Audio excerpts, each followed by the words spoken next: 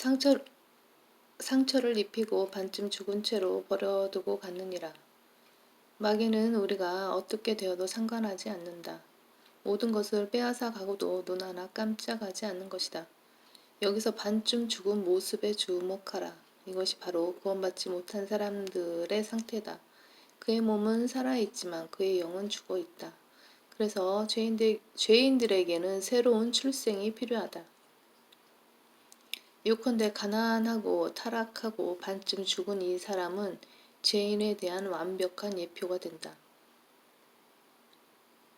바로 그때 제사장이 지나간다. 하지만 그는 이 상처 입은 사람을 한번 보고는 저만치 떨어져 나갔다. 왜 그랬는가? 그 사람은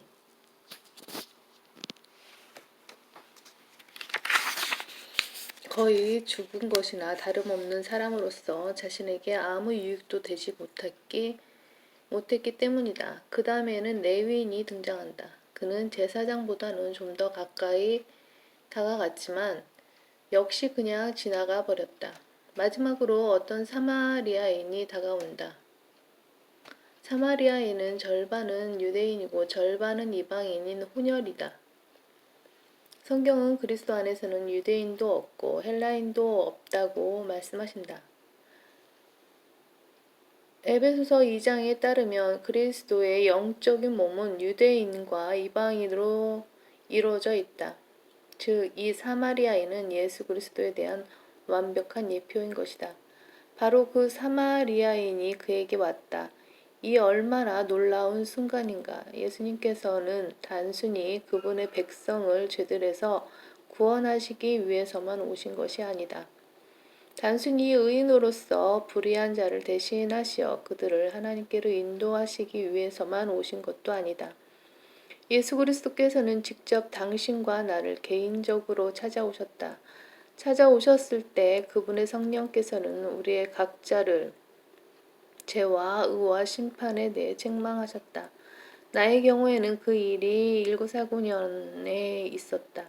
1949년에 있었다.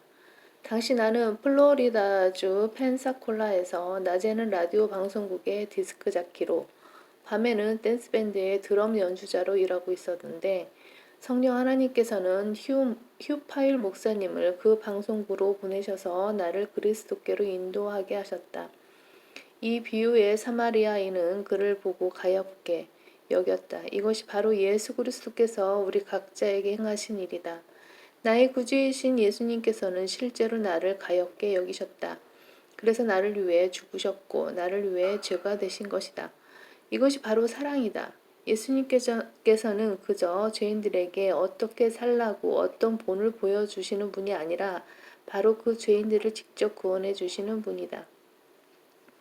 예수 그리스도의 사랑은 인류의 죄들을 위해 십자가에서 죽으신 과거의 행위로만 끝나지 않았으며 지금도 죄인들에게 찾아오셔서 그들의 혼에 대해 다루고 계신다.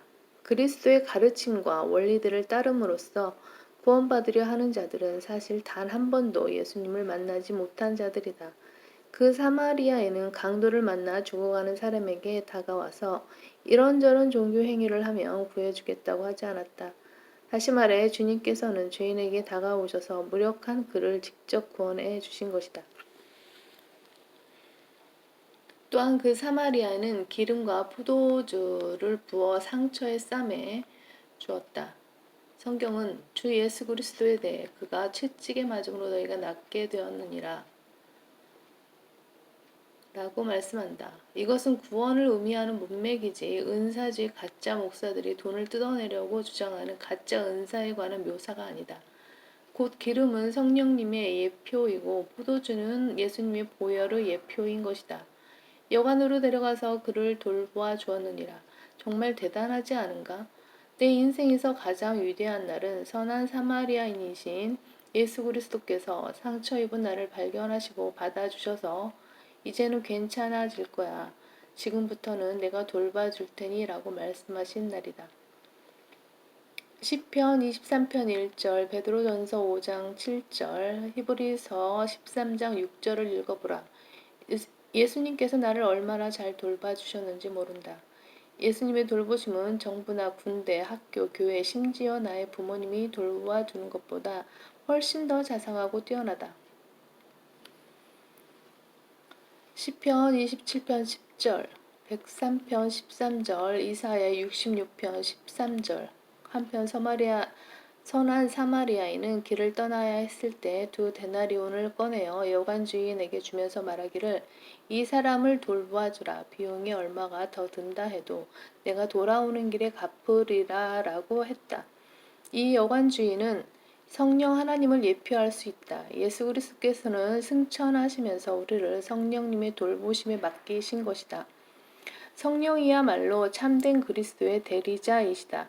또한 내가 돌아오는 길에 라고 하신 말씀에 주목하라. 우리를 구원하신 선한 사마리아인이신 예수 그리스도께서는 반드시 돌아오신다. 만일 당신이 구원받지 못한 사람이라면 당신은 지금 밖에서 여관 안을 엿보고 있는 사람이다. 나는 당신에게는 없는 것을 소유하고 있는데 당신 역시 이것이 절실히 필요할 것이다. 영적으로 말해서 나는 여관 안에 있다. 나는 하나님의 사랑 안에 있고 또 그리스도의 몸 안에 있다. 하나님께 지고 있던 죗값은 완전히 지불되었으며 설령 그 이후로 무언가를 빚진다 해도 나의 구주께서 돌아오실 때 그 모든 것을 해결해 주시겠다고 약속하셨다. 유대인들이 사마리아인들을 원수들로 생각하듯이 예수님께서도 우리를 그분의 원수들로 생각하셨지만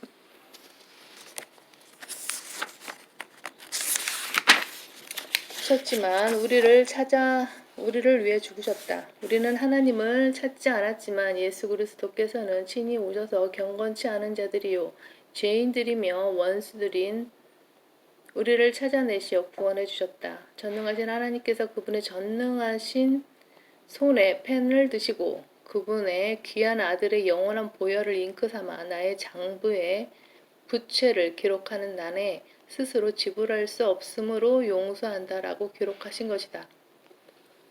이제 비유를 마치신 예수님께서는 율법사에게 물으신다. 너는 이 세 사람 중에서 누가 강도들을 맞는 사람의 이웃이었다고 생각하느냐?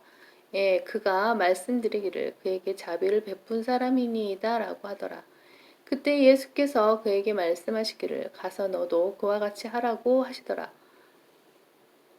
쉽게 말해 네 이웃을 사랑하라는 계명의 핵심은 예수님께서 우리 각자에게 자비로우시듯이 우리도 이웃에게 자비로워지라는 말씀에 있다. 누가복음 6장 35, 36절에서도 너희는 원수들을 사랑하며 라고 말씀하신 후에 그러므로 너희 아버지께서 자비로우신 것 같이 너희도 자비로우라 라고 말씀하신다. 주님께서는 얼마나 자비로운 분이신가. 그분은 감사할 줄 모르는 자들과 악한 자들에게도 선하심이니라. 그래서 거듭난 그리스도인에게도 서로 친절하고 다정다감하며 서로 용서하되 하나님께서 그리스도를 위하여 너를 용서하신 것 같이 하라 라고 명령하신다. 당신이 그리스도 예수 우리 주 안에 있는 하나님의 사랑 안으로 들어올 때까지는 이웃을 올바르게 사랑할 수 없다. 어쩌면 당신은 지금도 반쯤 죽어있는 죄인의 모습으로서 예수님을 영접하기 위해 초청 시간에 앞으로 나가는 것조차 어려워할 수 있다. 그렇다면 당신의 고개를 들어 믿음의 눈으로 갈보리 십자가를 보고 살라. 저는 사악하고 타락한 죄인입니다. 구원받지 못할 것 같아요. 라고 말할 수도 있다. 그러나 눈을 감고 하나님, 죄인인 저에게 자비를 베풀어 주십시오. 제가 예수님을 영접하오니 저의 혼을 구원해 주십시오. 라고 말하라. 당신이 온 마음을 다해 예수님께 나아오면 주님께서도 당신을 돌려보내지 않으실 것이다. 내게 오는 자는 내가 결코 내어 쫓지 아니하리라. 네, 이렇게 나아오기만 한다면 당신도 여관에서 돌봄을 받으며 예수 그리스도의 재림을 기다릴 수 있을 것이다. 하나님께서는 약속하셨다. 누구든지 주의 이름을 부르는 자는 구원을 받으리라.